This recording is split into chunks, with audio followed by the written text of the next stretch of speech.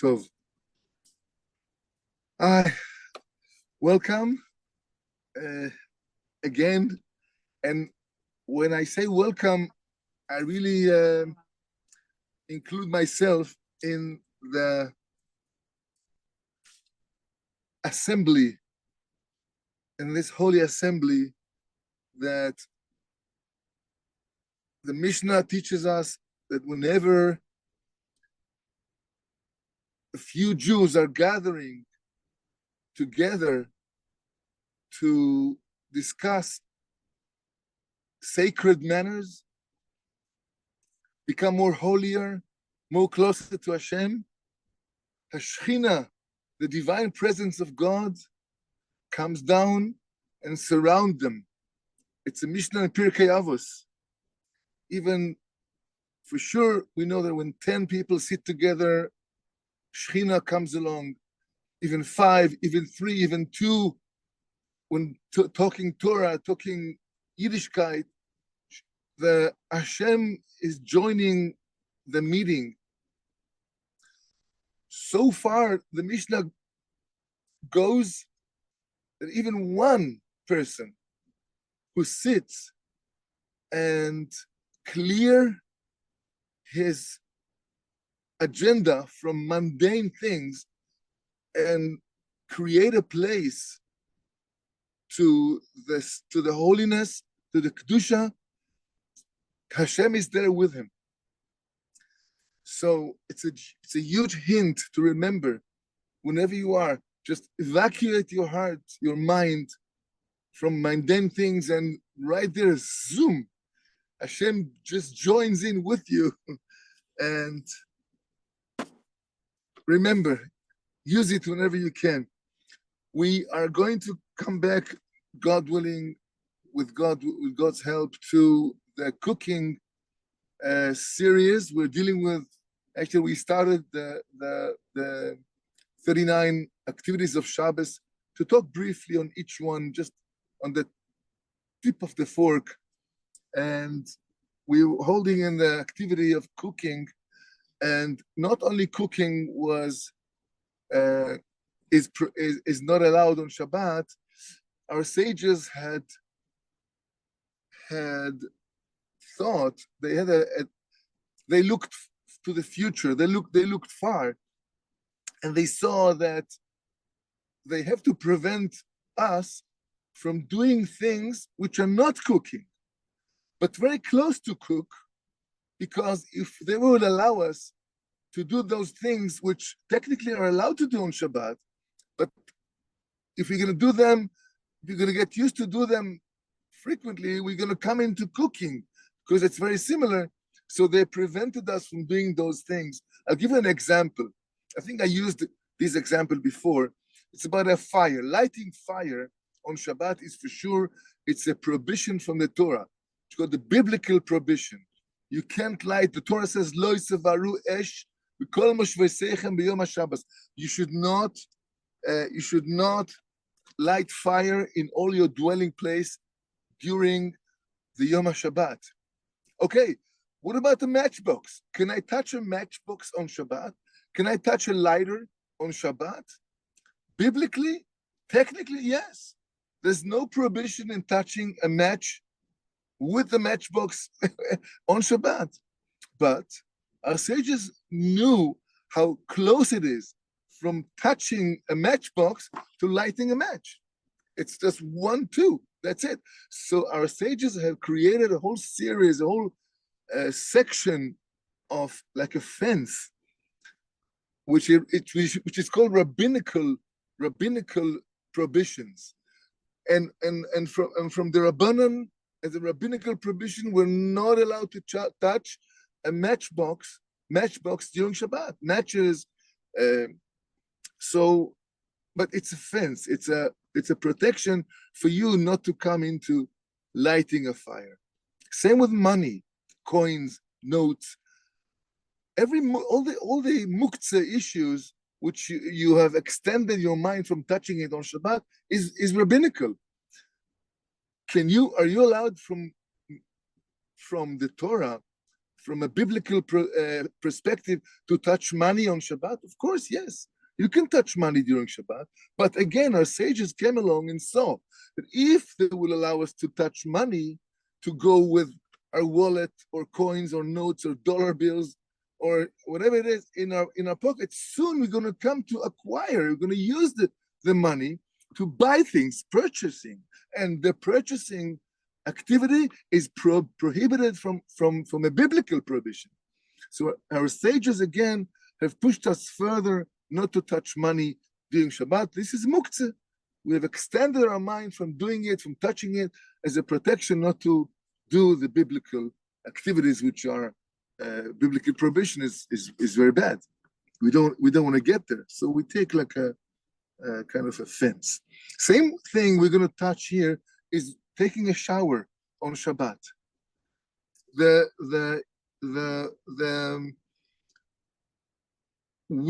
We're not allowed to take hot shower, to take even water that were heated from Friday, which if you have a container of water in a thermos, there's hot water. Why can't you take a shower on Shabbat with this hot water? You're not cooking anyway. You're not boiling the water. You're not heating them up. But it's a fence. It's a rabbinical instruction not to take a hot shower on Shabbat, even if those water were heated prior to Shabbat, because very soon, if you're getting used to take a shower with hot water that were heated before Shabbat, the next step, next Shabbos, next month, you're going to heat up water on Shabbat because you're getting used to take a shower with hot water on Shabbat. So it's very close to heat up, and then boiling water is it's a biblical prohibition, which we don't want to get closer to that. So also what we can wash is only our face, our hands, and feet, and only with water that were heated from prior to Erev Shabbos. So therefore, the minhag is not to touch hot water for a shower on Shabbat bichlal. And the cold shower, Chazon Ish was very careful not to allow cold shower, but still today on the hot areas, and people get very dirty, and sweating, and it's not comfortable. Today there is a leniency to take cold shower, only cold shower during Shabbat. Okay, we're gonna conclude over here, and next week, God willing, we're gonna talk about the concept of putting a wet towel or a wet cloth, how to deal with wet clothes on Shabbat. And we're gonna move again to learn from Rabbi Nachal of Breslev, which really discusses the matter of simplicity. There were times that only the intellectual people were appreciated, and simple people were just put down. Maybe today it's still happening, but at the time of the Baal Shem Tov, the chidush Baal Shem Tov brought to the world is that he adores the simple Yidden, just who are doing simple work. They're not sophisticated, they're not educated, they're not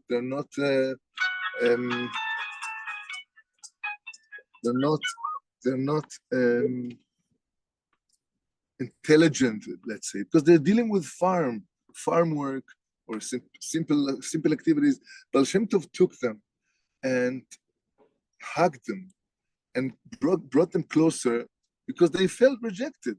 They felt they're useless. If you can't learn a Gemara with a strong head and understand the questions, answer, and be an intelligent person, they thought they are rejected from, because they felt rejected from people. They also felt rejected from Hashem.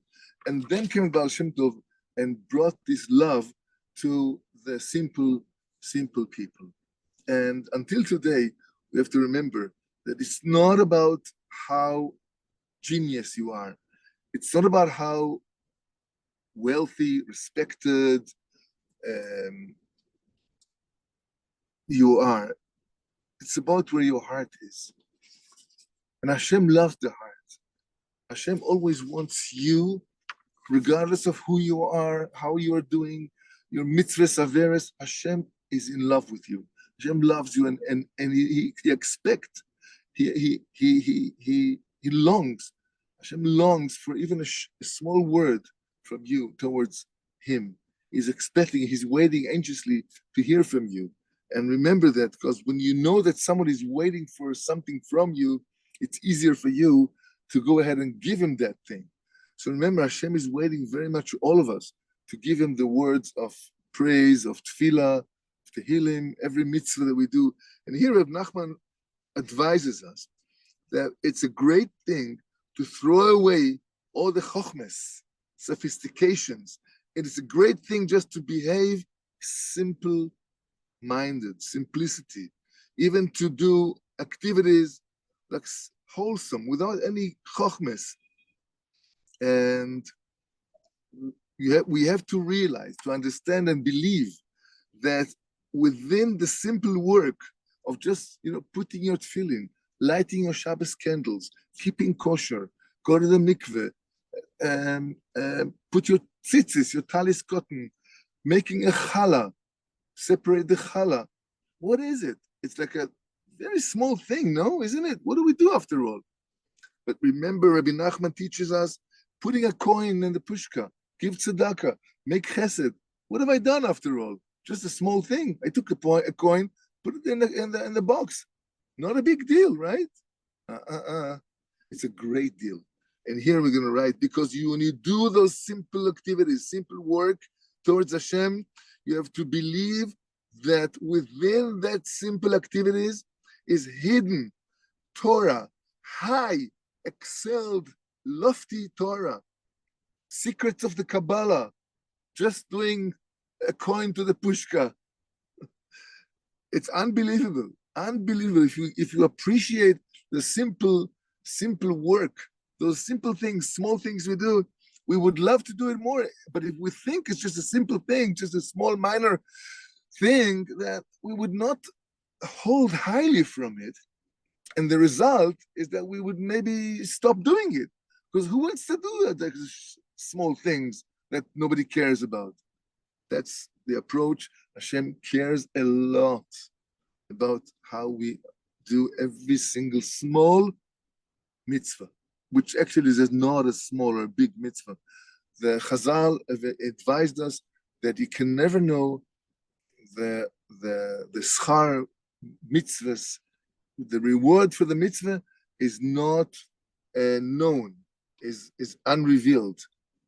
We should consider a small mitzvah like a great mitzvah, or a great mitzvah for sure is a great mitzvah.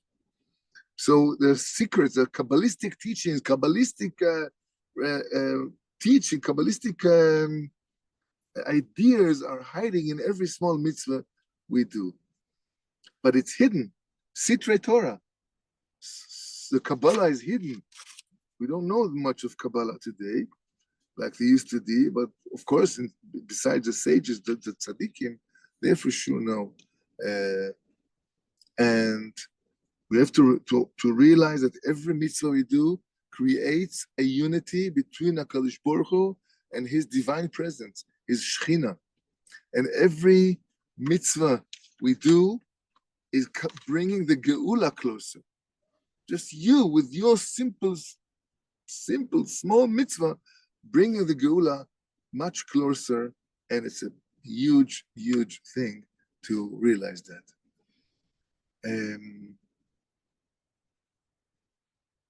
Okay, great. So again, we have to hold highly very much from even a small mitzvah that we are performing. The parsha, we talk about the menorah, where the Aaron HaKohen is instructed to climb a ladder of 3 steps to light the menorah, which was quite high. Aaron Cohen was not a short person. He still had to climb 3 steps and then to lift his arm higher to light the candles of the menorah. And you can imagine how tall was the menorah. Not like a Hanukkah menorah we have. It's a big thing, made of gold, curved out of gold, and the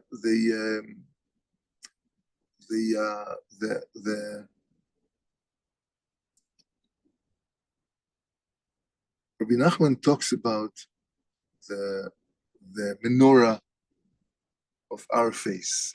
The menorah of the Beis Hamikdash had 7 candles, 3 from each side, and the middle candle, which was a little bit put aside from the other candles.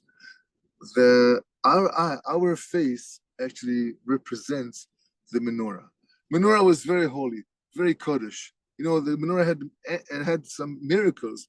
The flames were not like when the Kohen lit the menorah, it wasn't like flames were not standing straight. All the flames were standing, were present diagonals, inwards, towards the middle candle. So the whole time, the wicks, the fire, the flames were like not normal. That was a miracle to show us, Chazal are teaching us, that it's not for the light of the menorah we need, rather it's a spiritual light that is being drawn down to the world to be shining, washing the whole world with light of Kedusha, of holiness.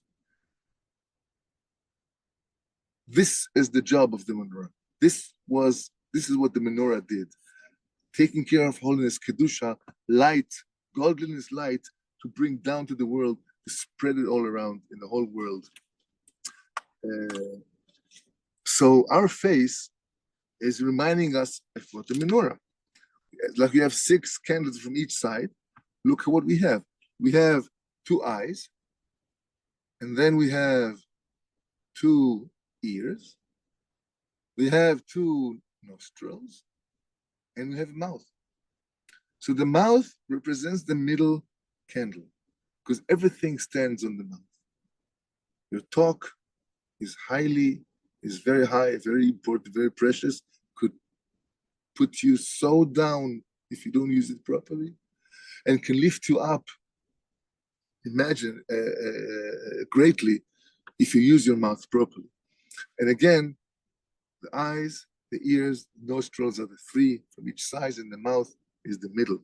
So Rabbi Nachal writes down that we have to sanctify our menorah, just like we have to sanctify the menorah in the Beis Hamikdash, right? We have to sanctify our personal, private menorah. How do we sanctify our menorah? The eyes have to look only at good things. Don't look at the evil. If you see something wrong going on with your friend, just turn your face. You don't want to look at that. You don't want to be happy to see your friend stumbling. It's not nice. You better just pray to Hashem not to see that. Pray to Hashem only to see the good, not to see the evil. Because Hashem also does not look at the evil. As we read in the Parshas Balak, Hashem does not see the evil in Israel. So that's the eyes, only looking at good things. The ears have to be engaged with listening to sacred teachings. Lishmoa divrei chachamim, to hear the sages, to hear shiurim, to hear Torah. These are the ears. That's how we can sanctify our ears. Nose, how we can sanctify our nose. Rabbi Nachman writes that the nose represents the yiras shamayim, the fear of God. We should elevate the fear of God to as much as we can to think about Hashem every day, maybe a few hours a day, maybe the whole day, according to your desire to come closer to Hashem. you should put time into spending your time with Hashem, with Torah, with Tefillah, say Tehillim, talk to Hashem on a free language, just in your own Mameh Lashon. Just spend time with Hashem, and you'll get more yira. Hashem will pour His compassion and yira on you if we put time onto that. And the mouth, not to talk evil, only to talk good. And when we talk good, everything follows and it'll be good. Even if we have an issue, we have a problem, we have maybe hatred chas v'shalom to someone, we have lack of emunah sometimes, don't talk it out. Just talk emunah, simple emunah, and talk good, talk positive. And that's how we can sanctify our own menorah. And here we are again finishing 18 minutes of Chai Tzfat as a preparation for Shabbat.